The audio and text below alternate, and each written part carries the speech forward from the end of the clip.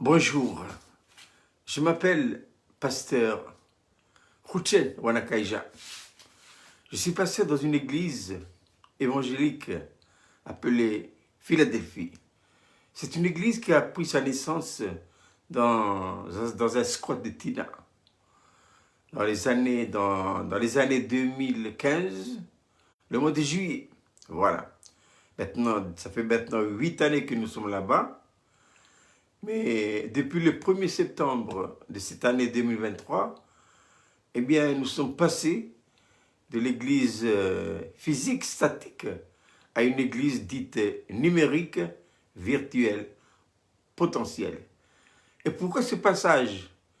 Nous sommes passés de l'un à l'autre sur la base d'une parole, d'une révélation que le Seigneur nous a donnée dans Ecclésias chapitre 11, verset 1, qui dit ceci: jette ton pain à la surface des eaux, car avec le temps, tu le retrouveras. Et moi-même, j'avais pris une habitude, depuis déjà des années, c'est de me lever très tôt le matin, sur la base exactement d'une parole. C'est pourquoi tout ce que vous faites, faites-le sur la base d'une parole. Je dis une révélation. Quand une pensée vient en vous, par la tête, par l'intelligence, c'est pas ça la révélation. Parce que quand ce n'est pas une parole révélée, ça ne peut pas tenir la route. Mais quand la parole est révélée, ça tiendra la route. Et c'est mon cas à moi. Le Seigneur m'a révélé Ecclésias 11.1. Voilà. Et il m'a révélé également 11.1. C'est pour le passage de l'église physique à l'église numérique. Mais le fait de se lever tôt le matin, je dois vous dire ceci, il m'a montré ça depuis les années 1985-86 par là.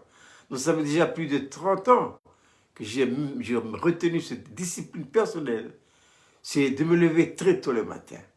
C'est le psaume 119, verset 147, où David, l'homme selon le cœur de Dieu, disait ceci: je devance le lever de l'aurore et je crie, j'espère en tes promesses. Voilà. Donc à l'époque, j'avais une épouse, donc ça va, c'est elle qui fait le lit. Mais maintenant, depuis qu'elle est partie, j'ai pris moi-même la décision de faire moi-même mon lit. Avant de me donner à la prière, eh bien, je fais d'abord mon lit. C'est ce que je vais faire maintenant. Voilà. Après avoir passé une nuit, une belle nuit, sous le regard du Seigneur également, sous sa protection, eh bien, il faut faire le lit maintenant. Alors, c'est une discipline que j'ai prise, et c'est très bien. Tous les matins, je suis content. Je fais mon lit. Ça me permet de me tenir éveillé, alors que je passe un temps dans la prière, dans la lecture, la méditation de la parole, également dans la louange. Donc, c'est une petite discipline que je conseille à tout le monde. Maintenant, chacun est libre. Il ne faut surtout pas faire sur la base d'une contrainte. Il faut le faire avec joie. Et quand on le fait avec joie, ça marche et ça tient le coup. Avec joie, oui, mais surtout avec révélation. Qu'est-ce que la révélation? La révélation, c'est quand le Seigneur nous parle dans notre esprit, et plus exactement dans l'intuition de notre esprit. La révélation ne se fait nulle part ailleurs que là. Il n'y a pas de révélation dans l'âme. Non, non. L'âme, elle est là pour exécuter. Dieu a créé l'homme et la femme. Il a créé un esprit, une âme et un corps. Voilà. Et chaque élément de notre être intérieur a un rôle, a une responsabilité que le Seigneur lui a donné. L'esprit, c'est l'élément de réception qui reçoit les ordres, les directives et les commandements. L'âme, l'âme et le corps, ce sont deux éléments d'exécution. Voilà.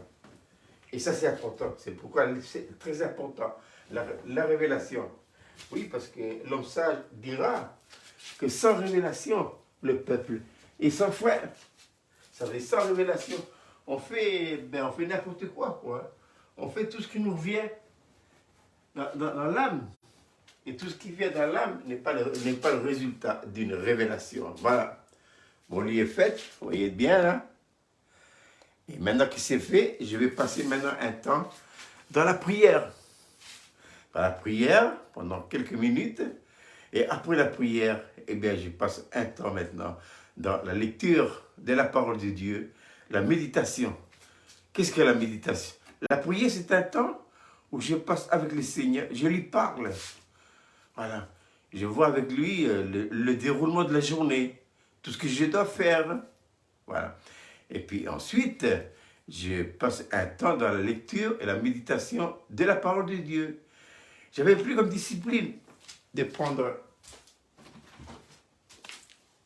un livre. Ce livre, c'est le livre de Oswald Chambers, Tout pour qu'il règne. Voilà. Je l'ai pris d'un homme de Dieu avec qui j'ai travaillé pendant des années et qui a amené le message de la croix. Quand nous étions ensemble, et quand j'ai été chez lui en France, j'ai vu dans son bureau. Dans son bureau, il y avait juste une Bible et ce livre. Tout pour qu'il règne. Voilà.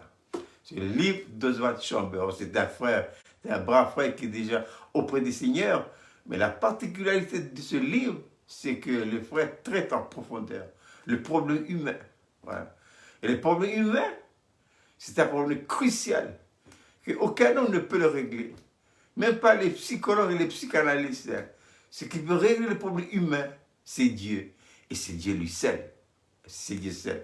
Alors, depuis jusqu'à maintenant, très tôt le matin, voilà, je prends ce livre et j'ouvre. Aujourd'hui, nous sommes le mois de septembre, voilà, plus exactement, le 23 septembre. Voilà, le 23 septembre. Et le texte du jour, c'est Luc 18, 31. Jésus dit, voici nous montons à Jérusalem. Et le thème de la méditation, le but du missionnaire. Alors, qu'est-ce que j'ai fait? Je prends ce texte-là, j'ouvre ma Bible, je fouille le texte et je commence à méditer. Mais dans la chronologie de la discipline, on se lève le matin. 1, 2, on fait son lit. 3, on prend les livres et on cherche le texte du jour. Après 4, j'ouvre la Bible. Et 5, je commence à méditer. Et tout ça, je l'ai fait.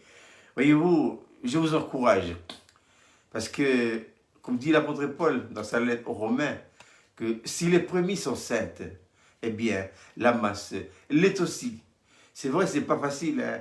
Parce que parfois on a envie de dormir, il fait chaud dans la couverture, c'est difficile. Mais il faut prendre son courage à deux mains, on n'obtient rien, sans rien. Il ne faut pas écouter le corps. Hein. À cause du péché, l'esprit, l'âme et le corps sont devenus des éléments très indisciplinés. Maintenant, il faut regarder le modèle. Qui est le modèle? C'est le Seigneur Jésus-Christ. Il a dit lui-même qu'il se levait très tôt le matin, il faisait encore nuit, c'est l'aurore. Ensuite, il sortait dehors, il priait, il priait, il priait, il priait. Je l'ai vu, j'ai vu les effets dans ma propre vie, que c'est merveilleux. C'est beau de se lever très tôt le matin, alors que tout est calme. Il n'y a pas de bruit. On est là tranquille, on est avec le Seigneur. On apprend à l'écouter, parce qu'il nous parle. Il nous parle tantôt d'une manière et tantôt d'une autre. Voyez-vous, mes chers frères et sœurs, mes chers amis, les grands hommes de Dieu, les hommes et les femmes, hein, que Dieu a toujours utilisés puissamment dans leur vie, ce sont des hommes et des femmes qui devancent le lever de l'aurore et qui cherchent la face de l'Éternel. Je dirais, ce sont des lève-tôt et des couches-tard. Voilà, je prends mon temps.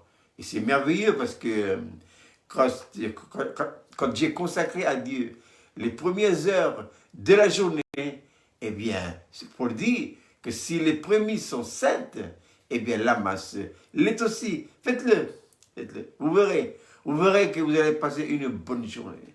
Dieu va vous garder, Dieu vous protège. Certains problèmes que vous allez rencontrer seront réglés. Et quand on se lève tôt le matin, on commence déjà à nous préparer, non seulement physiquement, mais spirituellement, à entamer la journée. La journée sera chaude. Il y aura des événements. Voilà. Mais lorsque j'ai pris mon temps, lorsque j'ai consacré mes premières heures à Dieu, eh bien, le reste de la journée sera sous son contrôle, à lui. Donc, je vous souhaite de passer une bonne journée. Hein. Et pourquoi j'ai fait cette vidéo? Simplement pour vous donner mon témoignage. Hein. Vous savez, moi, je ne dis pas ce que les autres font. Hein. Enfin, je dis ce que je fais. Et c'est ça qui m'a maintenu jusqu'à maintenant. Là, j'ai 76 ans. Bientôt, je vais avoir 77 ans. Je suis né le 15 février 46. Dans quelques jours, là, dans 2 semaines, j'aurai 77 ans. Voilà, ça va. Et après ça, quand j'ai fini, eh bien, je chausse mes chaussures vers 6 h du matin, 6h15, 6h30, et je vais faire ma marche. Voilà. Et je suis content. Ma journée sera une journée. Mes journées ont toujours été des journées réussies. Oh, c'est vrai. Il y a des problèmes. Il y a des difficultés qu'on rencontre. Mais dans la vie chrétienne, il n'y a plus d'hasard. Paul dit dans sa lettre aux Romains chapitre 8, toutes choses concourent au bien de ceux qui aiment Dieu. Prenez tout ce qui vous arrive comme venant de Dieu pour faire votre éducation. Il ne me restait plus qu'à vous souhaiter une très bonne journée. Au revoir.